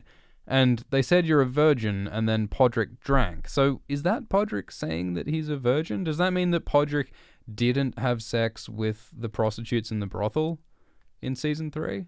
Is that what that means? Did we just solve the pod question? Are we saying that, did he really just sing? Is that what Podrick did to serenade those? All right, wait, let me look in the chat. What are people saying? People are saying that's not what it means. Was Podrick just drinking randomly? Like, someone says no one cares. Man, I think the question of Podrick's abilities is extremely important. Yeah, all right. These people are just saying that, oh, well, maybe Podrick was just sort of embarrassed and he was drinking for Brienne. Yeah, I don't know. The mystery continues. So the Hound and Sansa have this moment, and it's a nice, touching moment, and it's important because the Hound and Sansa have a history. So back in season 1, in King's Landing, the Hound was one of the few people who showed Sansa some sympathy and tenderness, which is sort of ironic given that the Hound is not a knight and he's this, bitter, hateful person, and yet he was one of the only people who was decent to Sansa. So that's nice. So that conversation happens, and then Gendry goes and proposes to Arya. And we've already talked about this, but yeah, Gendry just has this sort of whole adorable proposal. Yeah, he has this lovely speech where he's like, yeah, he says how, he's a common person. I don't know how to be the lord of anything. I hardly know how to use a fork. Because, yeah, Gendry is, like, proper, like, from the streets. Like, he grew up on Flea Bottom. And he is suddenly raised to being a lord. And, yeah, let's be honest, that might not work out well. Gendry has no political experience. Gendry doesn't know how to run a castle. I'm not sure what it looks like when Gendry Rivers tries to be Lord of Storm's End. I'm also not sure how the Lords of Storms of the Stormlands would feel about that. I mean, they had in this scene, like, Daenerys asks, like, does anyone know who the Lord of Storm's End is right now? I guarantee that, like, at least in, like, the world of the books where, like, people pay attention to politics, someone will be ruling Storm's End right now. One of, like, the more powerful Stormlander lords will have occupied Storm's End, I would bet. And I reckon those lords will be a bit miffed when this bastard boy Gendry waddles up from Flea Bottom and says, the Dragon Queen said that I'm your lord now. I don't think that would go down very well. But for the purposes of the show, I think it's fair enough. But yeah, Gendry makes this lovely speech and declares his love to Arya, but then she rejects him because that's not who she wants to be, which I think is totally in character, reasonable thing for her to do. And then we have Brienne and Jaime having sex. So Jaime is clearly a bit drunk, and they have this moment of Jaime starts undoing Brienne's top, but then she does it herself. She takes away his hands and she takes off her own top. And so I think that's a sort of nice moment of, it's her choice and it's her decision. And this is what she wants, and Jaime says, I've never slept with a knight before, because of course he's having sex with the first female knight in Westeros. And so Brienne loses her V-plates to the Kingslayer. And I mean, there's a school of thought that suggests that, it might be cool if Jaime and Brienne, like, they're clearly like soulmates in some sense. Like they're clearly they have a deep bond because they changed each other and they helped each other become better people. And like you can't argue that it would have been cool if that was just platonic. Like every time a man and a woman like are good friends and help each other, like they don't have to fuck. Like that's not a rule. But in this case, it's also a sexual thing and it's also a romantic thing, and so they get their bone on. But yeah, then the next night, Jaime leaves to Cersei, and so Brienne basically gets stiffed by a guy again, and not in a good way. So Brienne has all these feelings of like distrust and betrayal over her treatment of by men, because there was that time when men were all nice to her and pretended to be attracted to her as a cruel joke, and it turned out that they were actually mocking her. That was in Brienne's backstory. So Brienne has a lot of like justified suspicion of men's attentions, and the fact that Jaime has sex with her and then leaves despite her begging him to stay, that's only going to reinforce Brienne's hurt and her feelings of betrayal. So that's pretty sad, I think, that Brienne's first sort of moment of like physical intimacy ends with her being betrayed. And I hope that Jaime, will recognize the mistake and apologize at some point. But would Brienne even take him back? Like, if Jaime fucks off to King's Landing for weeks or months and does whatever his business is with his twin, maybe Brienne should tell him to jump in a creek when he comes back. That might be appropriate. Thank you to Brett Eichen, who says, do you think Ghost going back north means Jon will do the same? Most Stark wolves follow the story of their masters in some way. Yeah, so I mean, Arya's direwolf Nymeria went wild and is running off around the Riverlands, and Arya said to Nymeria, "That's not you," which is a reference to the same line, "That's not me," that she says with Gendry this episode. And Shaggy Dog gets unexpectedly killed out of nowhere, just like Rickon does. And Summer gets killed in season 6 episode 5, which is sort of the same time that Bran as a person gets killed. Like, Bran's personality gets lost when he becomes the three-eyed raven, and that happens when Summer dies, his direwolf. So yeah, the personalities and circumstances of the direwolves definitely represent the circumstances of the character, and if Ghost ends up going beaten and bloodied up to the north, yeah, maybe Jon will do something similar. I think Jon becoming some sort of watchman at the end of the story could make a lot of sense. Like I talked about, his duty never ending and his fight never ending, in some symbolic sense. And so yeah, maybe him going north would be cool, and he could finally give Ghost the pets that he deserves. Alternate History Hub says, D&D say in the behind the scenes, Dany gets ambushed because she forgot about the Iron Fleet. Yeah, well, I think in those behind the scenes things, D&D are talking in generalities. Daenerys didn't forget about the Iron Fleet, but her focus was elsewhere, what with the apocalypse happening. But yeah, I agree that given that Daenerys got screwed over by Euron's fleet ambush in Season 7 when it attacked the Greyjoy Martell fleet, yeah, I think Daenerys should be a lot more wary about Euron, given what's already happened. Alexander Park says, what do you think about Bronn's behavior this episode? Yeah, so that was an interesting scene. I mean, it goes without saying, but I'm glad that Bronn didn't kill Tyrion and Jaime. And I'm also glad that Bronn did not discover the power of friendship. I'm glad that there wasn't like a heartwarming thing of Bran going like, oh, I'd never kill you because you're my favorite dwarf in the world. Let's fight bad guys together. Like, I'm really glad that Bronn is just staying true to his just essential core character of like, fuck loyalty, get money. Bronn is out for himself, and he wants money, and he doesn't care who he's got to point a crossbow at to get it. And, I think it's kind of absurd that Bronn hasn't managed to accumulate enough wealth yet. I mean, for real, like Bronn was on Tyrion's payroll for ages in King's Landing, and Bronn has gotten baggies of gold from Jaime and presumably from Cersei. I don't know how the fuck much more gold Bronn thinks he needs. But he decides he wants Highgarden, which is the seat of House Tyrell, which is the capital of the Reach, one of the richest, at least in terms of like the land. It's the most fertile of the Seven Kingdoms. And it's a ridiculously rich prize for this sellsword to demand, but Tyrion and Jaime say, we'll give it to you. Of course, I don't know if Tyrion and Jaime have the power to grant Bronn Highgarden. Like, if Jon or Daenerys becomes ruler, they might not agree to making Bronn one of the 7 most powerful lords in the kingdom. So I think Jaime and Tyrion are sort of talking out their ass when they promise it.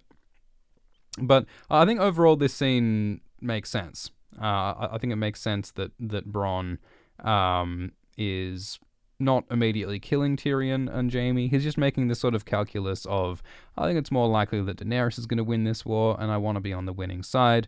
But I'm not just accepting. Right, one of the dumb things about this is that Bronn just accepts Jaime and Tyrion's promise, because all Bronn has gotten from Tyrion and Jaime is promises.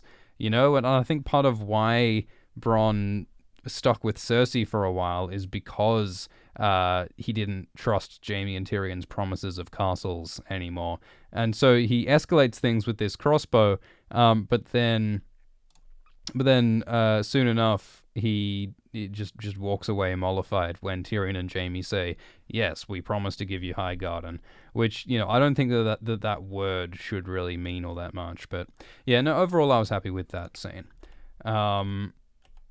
And yeah, Tyrion or Jaime points out that Bronn will be very useful to Daenerys and Jon's side, given that Bronn knows King's Landing very well. Bronn was involved in the defense of King's Landing at the Battle of the Blackwater.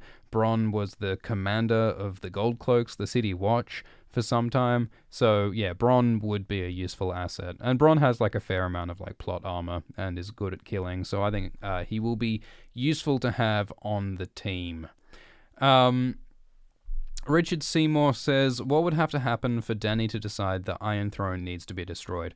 I don't think that Daenerys will willingly choose let's destroy the Iron Throne, given how determined, given how the Iron Throne has been her goal for so long. I think what's more likely is that in Daenerys' attempt to get the Iron Throne is destroyed, like accidentally, ironically. So like if she burns the Red Keep, the Iron Throne will be burned and twisted and melted along with it. I think that would be a very poetic ending, and I think that's kind of the point that George Martin is going for with Game of Thrones in terms of like the war. The wars for power and the wars for pride and greed are our own downfall. It's a self-destructive thing. So if the fires of Daenerys' war destroys the goal of Daenerys' war, the Iron Throne, I think that would be very appropriate. Marco de Silvestre says, Tyrion talks about Cersei's baby at the gate when Euron thinks the baby is his, and Tyrion shouldn't know about that. Potential conflict. Yeah, that's a good point. So Tyrion talks about Cersei's baby at the gates here, and Tyrion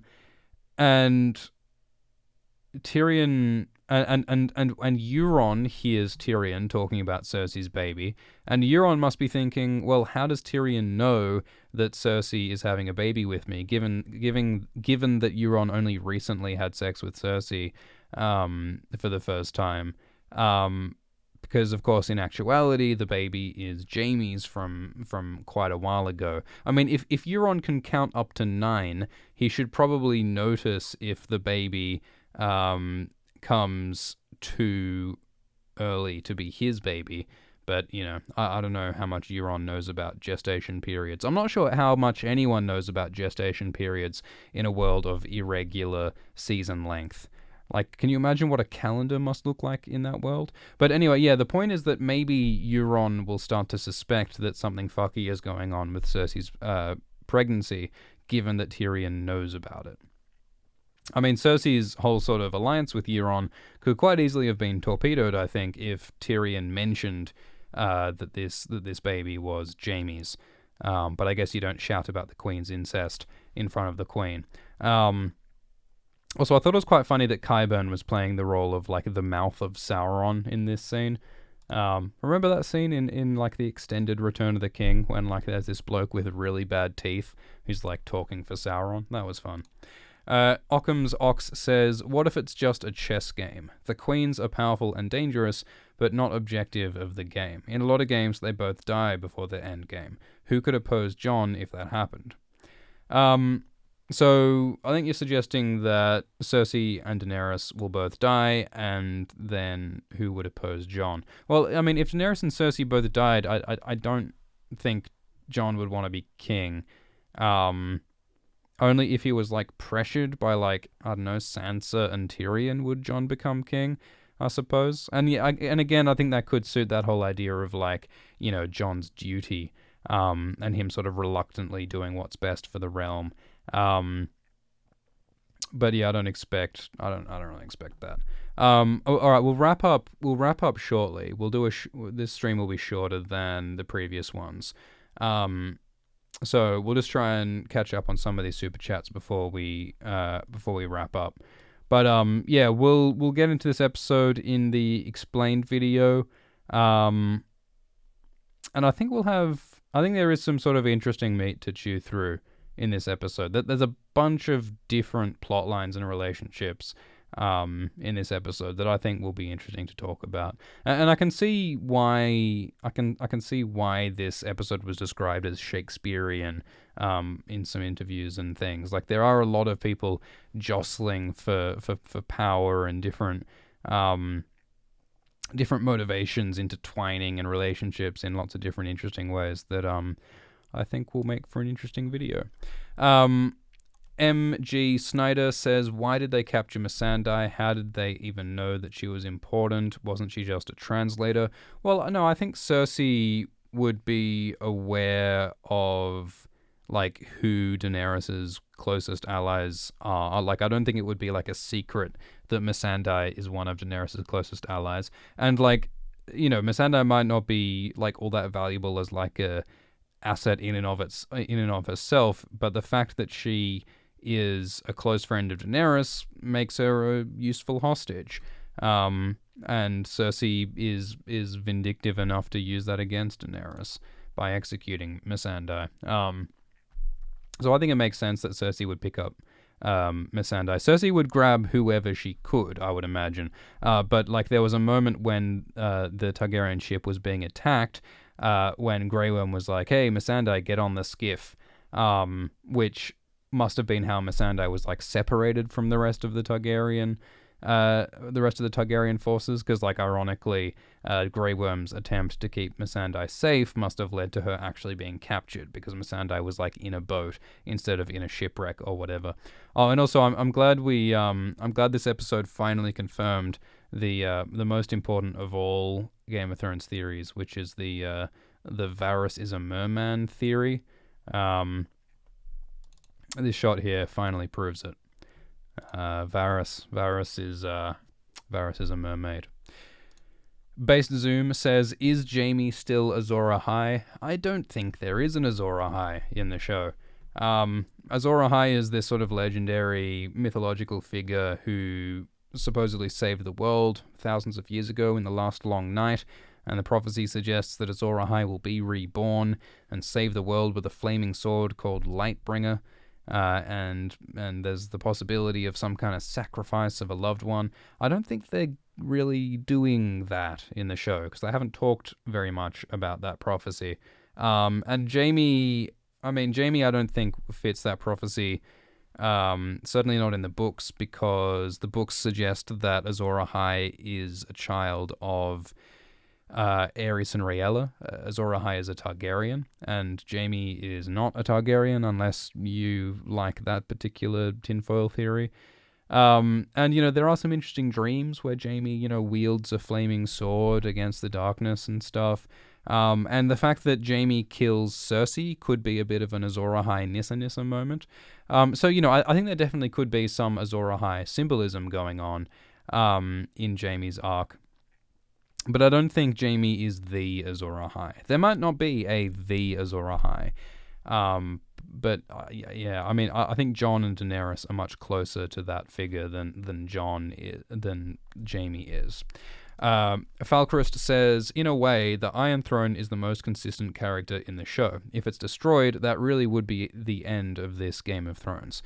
Yeah, I think that the destroyed Iron Throne should and probably will be the sort of like defining end of the series. I think either next week or in the final episode, the twisted, destroyed Iron Throne will be sort of the defining symbol of like the end of an era, the end of a season, and the end of the story. Unicorn Films says, do you think anything has come from the Dany can't get pregnant stuff? Yeah, so there has been a lot of talk, like last season, about Daenerys having kids. And Daenerys thinks she can't have kids, but just the amount that people have been talking about it, I think hints that she will have children. And I've always thought it makes a lot of sense for like Jon to die and then Daenerys to be left alive with Jon's child. That could happen. Or maybe if Daenerys dies, Daenerys' death will just be made all the more tragic by her being pregnant at the time. That'll make it even more messed up.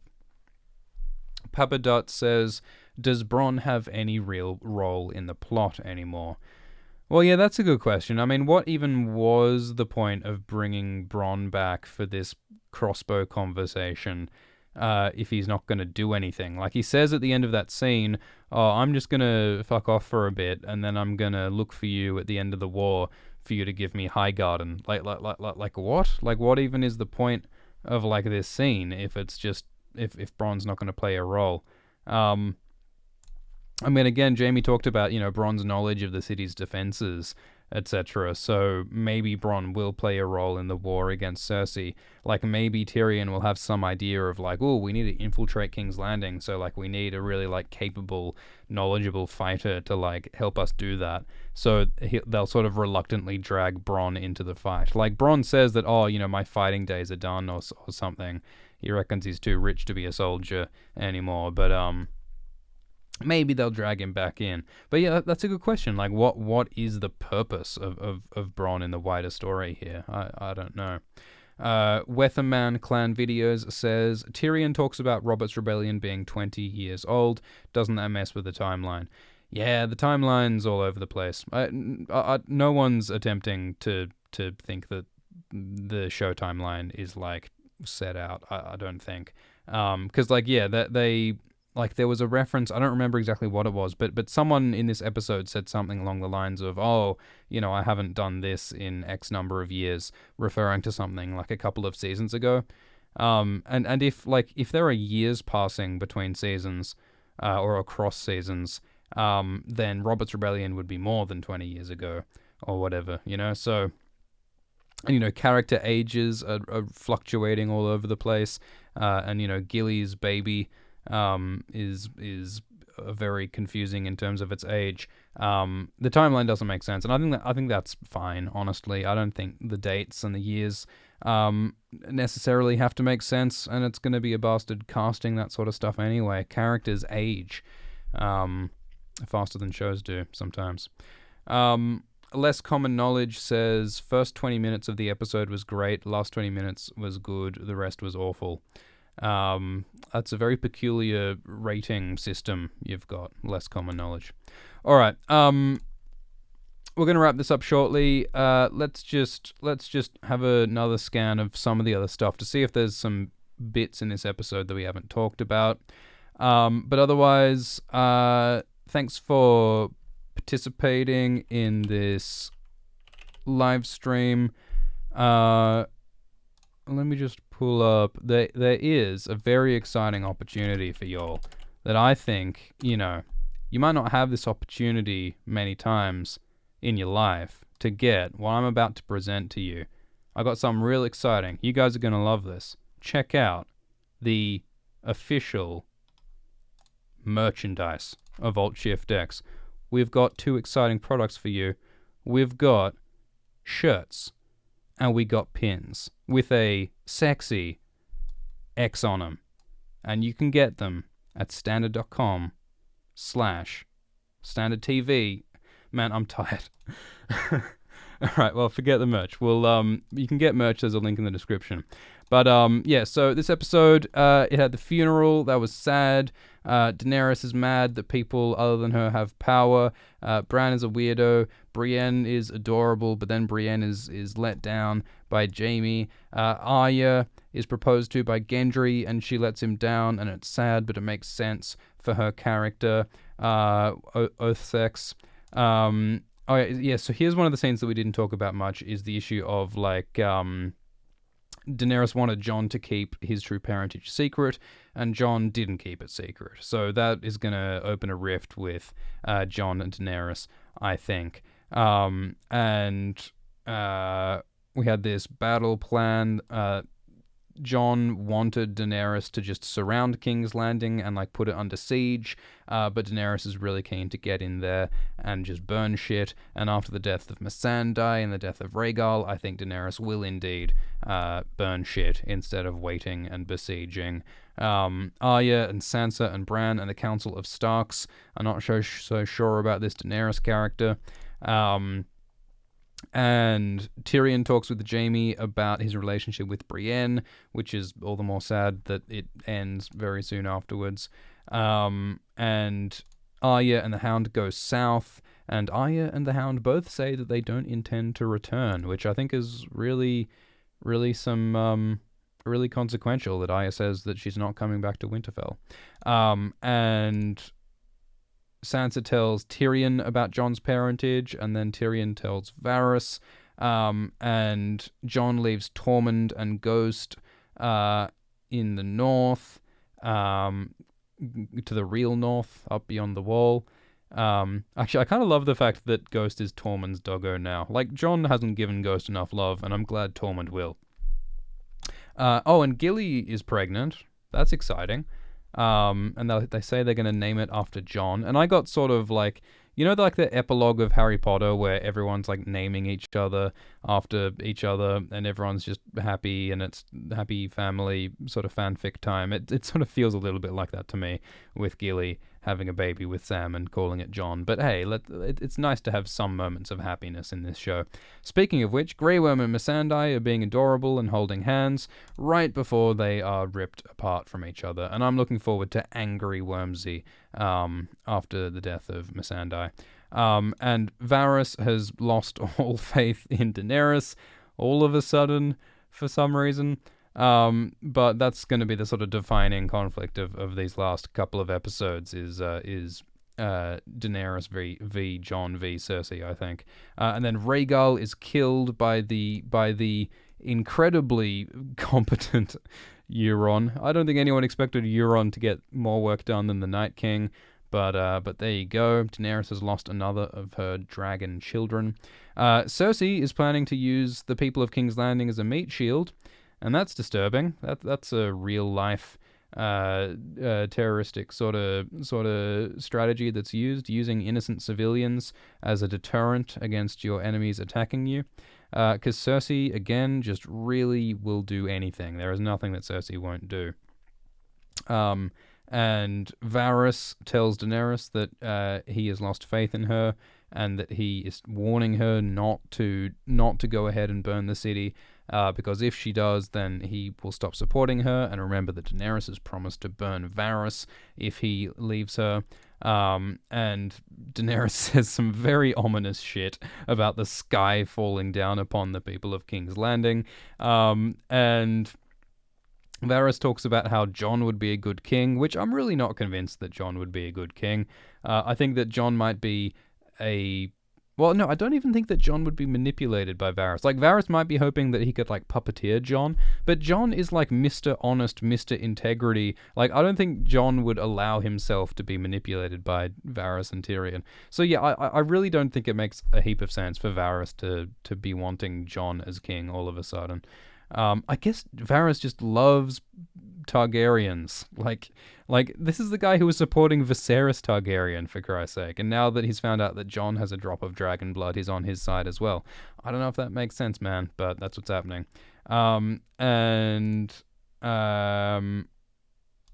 Jaime leaves Brienne, and it's very sad. And Jaime is going to face his evil twin. And then we have the confrontation outside King's Landing, and Missandei is executed, and it's horrifying. And Tyrion begs for Cersei to see reason, but she refuses. And Daenerys and Cersei are willing to take this all the way to the bitter, bitter end.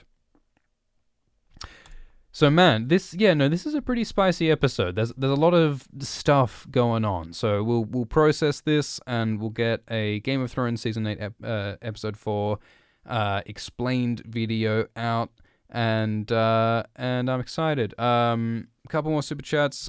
Zach Dane says, should we expect the death of Dany when she goes full suicidal and charges at the Red Keep? I think that if Daenerys does burn King's Landing, then she will die. I think even if she doesn't, she will probably die. I think that the embodiment of fire and I think the Dragon Queen is always destined to die ultimately in this story. I just hope that Daenerys goes out as a worthy, noble character as opposed to as a like I think if they just say, oh, Daenerys just went crazy and had to be put down, I think that'll make her whole arc feel empty. If all of her learning and all of her trials and tribulations added up to her just going mad and villainous in the end, like that, I think would be silly. I think Daenerys needs to be seen as a hero, just as a flawed hero. So I hope that's how Daenerys dies, not as a villain. All right, I think we'll end it there. So thank you all so much for participating. We will continue to do these weekly streams after each episode. We will continue to put out these explain videos as well. And one more. Yeah, Kelton Bowling says, why don't Jon and Dany just get married? Honestly, yeah, that would just make so much sense. If Jon and Daenerys married, that would just solve this whole problem of Jon v Daenerys. I think that would obviously be the smart thing to do. But I guess Daenerys doesn't want to share her power with Jon, but like Jon would be happy to let Daenerys wield most of the power in that relationship, I would think. But anyway, all right, talking too much. We're wrapping it up. Thank you all for participating, and cheers.